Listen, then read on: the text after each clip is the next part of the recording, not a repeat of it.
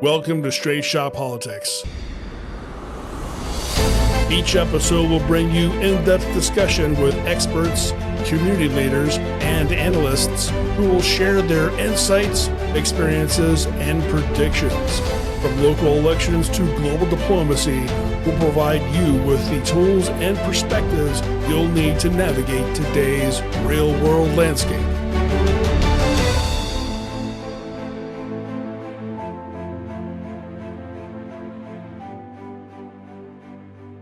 Welcome to Straight Shot Politics. This is Lisa Chafee. Thank you for joining us today. I have in studio with me Jim Leeser. Good morning, Jim. How are you? Good morning. I just have one question this morning. What's Did that? everyone realize that yesterday was Ohio's birthday? I did not. Yes. I did not either. Yes, I seen it this morning while I was eating my grits. And so how old is Ohio now? Oh, I shouldn't have opened that up. I can't remember. Put you on the spot. So today we're coming up on March 19th, primary, and joining us in studio is Brian Garvine, who's candidate for State Rep District 10, which encompasses Grove City, a little bit of Old Betts, a little bit of Hilltop. Brian is a graduate of the Ohio State University and University of Toledo College of Law. He has served in Pickaway County as a 3-term member of the Village of Asheville Council, including 2 terms as President Pro Tem. He currently serves as the Personnel Director for the Village of Asheville and is the Magistrate for the Village of Asheville Mayor's Court. Good morning, Brian. How are you? Good. I'm doing well. Thanks for having me. I appreciate it. Thanks for being here. So tell us a little bit about you. Sure. So you obviously gave me a good introduction. I've been living in Central Ohio for 24 years. I live in Grove City right now. I have my office in German Village. My law firm's there. I've been a business owner for about 15 years. I have 2 teenage boys, 18 and 16 years old. I feel you. Mine is 17, and I just have 1, and that's enough. They keep you running. They do. So what made you decide to run for state rep? Probably 3 things. I'd say really 3 words kind of sum it up. I'd say service and progress and collaboration. In terms of service, you touched on it. I've got some political experience. I served my community when I lived in Asheville in 3 terms, serving on council there, and was involved in several subcommittees, safety committee and parks and rec and finance and so forth. And then during my time there as well, we collaborated with several municipalities in and around Asheville, like South Bloomfield, Harrison Township, and so forth, with respect to some economic development initiatives and so forth. And we got a lot done there. So, and then I've been on the development board at Nationwide Children's Hospital. I was on the board for Visit Grove City as well. So certainly, I want to serve my community for sure. And progress, in terms of why I do it, and really my platform, probably one of the biggest things is progress, prosperity. I feel like, and I'm a big believer that financial security and freedom are, kind of bedrock foundation of what every community needs to, thrive and so forth. And I want to have policies and so forth in place that help businesses and families achieve financial security and freedom. And, in terms of businesses and individually, that usually tops out with taxes and so forth. And we've got, as you know, I'm sure, we've had some good tax reforms lately with, a consolidation of tax brackets and so forth, and a reduction of some taxes. And in terms of businesses, a reduction of the CAT tax and so forth. And I think those are good things. I own a business. I represent, in my law firm, I represent a lot of business owners. So I understand that business owners know what's best for their business. There should be minimal government regulations and so forth. And finally, I'd say collaboration as well. I think that, everybody knows that, the political climate is difficult right now. And what I do on a day-to-day basis in terms of my practice and my job is, I work with people to try to work out cases, work out resolutions. And when those things can be worked out equitably, that's great. And when they can't and you have to fight it out, you fight it out. But you do it in a professional way. Always have to be professional and respectful. I agree with you on that. It's okay to disagree with people. It is. You have to, and I think we've lost that today. In today's world, we've lost the fact that it's okay to disagree, but we have to have the same goal in mind and keep marching forward. We're all different people. I totally I couldn't say it any better, and really to underline that, I can tell you as well that literally every day, and I think it's something that I bring to the table, quite frankly, is just by nature of the work that I do in doing litigation and so forth, is I have an opposing party on every side, and we try to work cases out for a number of reasons, whether it makes economic sense, whether we're in a bad position, the other side's in a bad position, but people need to learn to agree to disagree in a professional manner and leave it at that. And that's an important, it's a big hindrance to getting things done too, as we can see. Yes. All right, let's talk about some of the hot button issues that's going on in Ohio right now that if you're elected, you're going to have to deal with. Let's start with taxes. You already brought that up. So we know there's been some legislation. I'm not sure if it's actually introduced or getting ready to be introduced. They want to do it with state tax. Right. What's your thoughts on that? I think it's a good idea. I think it's good on a number of reasons. I mean, to give that economic benefit to businesses and citizens is a good thing. We see other states that do it, Florida and so forth. Their economies, I believe, work better. It's also a big incentive in terms of bringing businesses in and so forth in Ohio is to have that incentive that we don't have a state income tax. The other thing that's a big benefit too, I think it helps to retain professional people in the state of Ohio because, when they're graduating from our universities and so forth, they're going to be less inclined to leave the state when there's an excellent economic climate here. So I'm all for it. When you were down in Asheville, you said you worked with some townships on joint economic things. States now that business owners have to pay 2.5% tax if they join the JED, along with their employees, and that's been a big holding block for smaller townships or urban townships like Franklin Township. And that needs to be either done away with, or the state tax needs to be done away with. That way, they're not in double jeopardy. And Okay, I have to ask, what is a JED? A JED is a joint economic development tax that Right. normally hits. It's a 2.5% tax that hits the employees, and then a 2.5% increase or tax on the business's net profit. Right. And it hurt the 2.5%. We got businesses lining up saying, "Yeah, we'll sign up," and then they find out about the 2.5% that they're going to get hit with. Whoa, pump the brakes. Right. No but thanks. if they're losing their state tax, Right. that's going to help townships a lot and small businesses. A lot. I think that's really the biggest. That's kind of one of the biggest draws. I mean, obviously there's several draws in terms of not having a state tax is obviously good, and all citizens will appreciate that. But it is I think the biggest benefit to eliminating the state income tax is as an economic development tool. I think that is the best, and it's critical.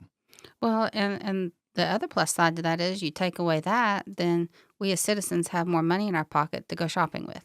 Right. And with the current economy, that can mean more groceries. Because I know as a single mom, when I go to the grocery store, I'm price shopping. I'm can't get the things that I really want because I just can't afford it. Can't buy nearly as much. Now I could have a shopping cart full, and a couple years ago, and $300. Now it's like $600 if I were to get the same amount. So I think that's a good idea. Yeah, and I'll tell you, you and everyone else are in that boat. It's I don't know too many people that don't price shop. Exactly. That excites me that you're supportive of that. That really, as a individual and also as a township trustee. All Yeah, right. definitely. I think I think it's a major economic development tool. Good. All right. Let's talk guns. Second Amendment. Jim and I both are very much pro Second Amendment. We're both very much pro the United States Constitution, every aspect of it. But we know that every time there is a shooting, every time a school shooting, any kind of a mass shooting, the Democrats come out with, well, we need, harp on, we need to ban guns. Of course, we all know guns don't kill people, people kill people. But they've got some they introduced 4 pieces of legislation just a few weeks ago that they want to get passed, and I can't remember all of them off the top of my head, but they're not good. It's more control. It's taking away more of our rights. So where do you stand on the Second Amendment, and what would you hope to accomplish as a legislator? Yeah, no, it's a good question. Obviously, an important issue and so forth. So I am also a Second Amendment proponent. I'm a gun owner, concealed carry weapon owner. So I would be opposed to those things, that legislation. I'm not intimately familiar with all 4 pieces of that legislation either. I know that, there are always, kind of a cycle of that type of legislation coming in. And I agree with you. You hit the nail on the head. The fundamental principle is that guns don't kill people. People kill people. And getting rid of guns is not going to move the needle on crime or anything. And in fact, to be honest with you, I think responsible gun ownership is actually a deterrent to crime and so forth. So I think it's the more responsible gun owners out there, the better for all of us. Well, and when they changed the law, 2 years ago, that constitutional carry, the statistics show those types of crimes have actually gone down. Right. But the crux of the matter is when you start imposing stricter gun laws, you're only punishing the law-abiding citizens. It's criminals who are actually getting those guns illegally, that are robbing stores, that are killing each other, and they're not going to stop getting them illegally. Well, no, and that's exactly right. It's counterintuitive because people that are breaking the law are going to break the law. Exactly. And to have those measures in place only takes away from responsible gun owners. And really, if more and more people are responsible gun owners and have the ability to arm themselves, then people, somebody that wants to break the law and somebody that wants to assault somebody, if they have a thought in their mind that, this person might be armed, it's a deterrent in and of itself. Is when a bad actor knows that, hey, I'm going into a situation where this person might be armed too. That's a deterrent. It starts at home with education of the children and and good firearms safety. It starts at the house. Right. And respect for firearms. My son was shooting firearms when he was 5 years old. He's now 40. He has never picked up a firearm and went out and shot somebody. It's amazing when you teach them right what a firearm does at a young age. They carry that through life, but it's like everything. But we've gotten to a place in our society that the phones are raising kids, and that's a problem. Right. Yeah. All right. So if you're elected, you're going to be walking into a mess at the State House. I didn't know that. Yeah. I didn't know that. In case you hadn't paid attention, I wasn't aware of that. So we had a situation, for those who are not in the know, so to speak, 2 years ago when Jason Stevens was sworn in as Speaker of the House. That was a debacle. It was a coup that the Blue 22 Republicans sided with the Democrats. Hopefully he will not be Speaker of the House again. He's done some things that just are reprehensible and have really made our State House a laughing stock. So on the Blue 22, if you're sworn in, will you promise to uphold your promise with the caucus and support who the caucus supports? Yeah, and I've already made that commitment that I would do that. I think that there needs to be unity in the Republican Party. There's never going to be perfect unity. That's for sure. I mean, there's not perfect unity in any organization, but there needs to be unity for moving forward with what needs to be done and so forth. So I've already made that commitment. Good. That goes back to we can agree to disagree. Right. And it's okay. That's right. And we're adults. Right. And I think disagreement is good. Neither party should be an echo chamber. No situation should be an echo chamber. I like people learn, grow, and develop by being challenged and having different ideas. There's nothing wrong. That's a good thing. Neither party, no organization, no party, no company, no family should be an echo chamber. Well, and I think at the heart of it, we all pretty much want the same things. It's just a matter of the method to get there. Right. And that's where we disagree on, and that's where passions rise. And, we're in a culture right now where we've got one side of the country is saying we don't like what you say, so sit down, shut up. It's true. All right, Jim, you wanted to. The opiate crisis in the state of Ohio. You have some ideas on implementing some new bills, possibly stiffening some of the criteria of the bills that are already in place for punishment of criminals bringing in the drugs to Ohio?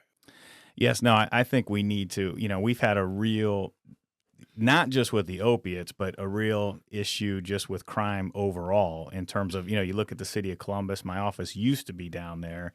And with a lot of the policies that are in place with cashless bond and so forth, and kids, a lot of juvenile crime, and then these kids are literally on the street in 2 or 3 hours. No, I absolutely would be in favor of that, because that is, the opiate crisis in Ohio has caused tremendous damage. First of all, first and foremost, it has destroyed many, many lives, and not only that, that it can stop right there. I mean, just right, families and lives and so forth, but also just the economic impact as well in terms of trying to, deal with that and so forth in terms of treatment of people, the inability of people to work. I mean, the effect that has, the ripple effect is huge. So yeah, no, I absolutely. Yeah, not just the criminal aspect of it, but also the treatment. There's not good treatment out there. There is treatment. If you have great insurance, you have long-term treatment. You can get long-term treatment. Right. But if you don't, they put a Band-Aid on the situation.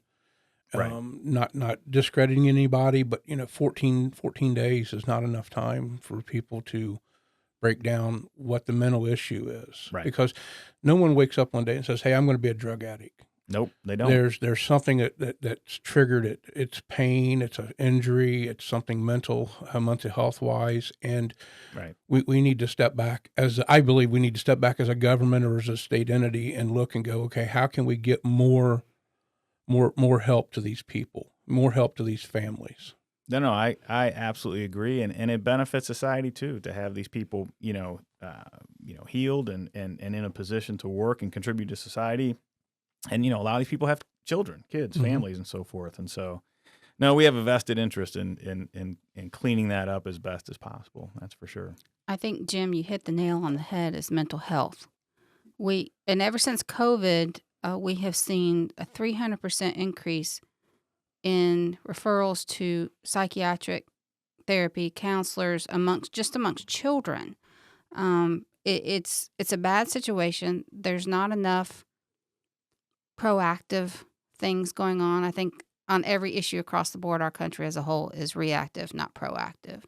And so I would like to see our state legislator help develop legislation that's going to divert some money, maybe take away DEI funding and put it towards mental health. Right. Well, it goes back. I agree with you about the COVID, 2020, but it goes back further than that. When we did away with the state mental health hospital, at that time, they just shoved people out on the street with these mental health issues. Well, if you look at statistics, homeless rates went up, crime went up, all the drug addiction went up. These people are trying to cope the best they can, but they don't have coping skills. But yeah, we could go for 20 minutes on that. I could go for hours on that. All right. Yeah. So Brian, I want you, in closing remarks, imagine that you've never met me or Jim. Sell us on why we should vote you as state representative for District 10. Sure. No, that's a good question, and it kind of tails off of what I was originally saying is what I bring to the table, and my my 2 words that kind of sum it up are financial security and freedom, and I want to develop and continue to have a mindset of service and collaboration and progress and so forth through continued tax reforms. We want businesses to thrive. We want families to thrive. We know that and it's proven over society, that when there's financial security and freedom, that businesses and families thrive. And those are the, the foundational principles that, that I think I can bring to the table in terms of pushing those issues and keeping my eye on the ball and so forth. And I also think being a business owner lends itself well in the sense that, I understand that what works and what doesn't work in terms of government regulations and so forth. I own a business. I represent a business. I represent a lot of businesses. So I understand kind of the bottom line mechanisms to get things done and to collaborate with people. And if anybody would like to support you financially or come out and help you knock on doors, how can they get in touch with you? Sure. They can just go to the website, www.garvineforohio.com, and all the contact information is on there. Thank you, Brian, for being here. Everybody go vote. March 19th is the primary. And thank you. God bless America. Yep. Thanks for having me. This has been Straight Shot Politics.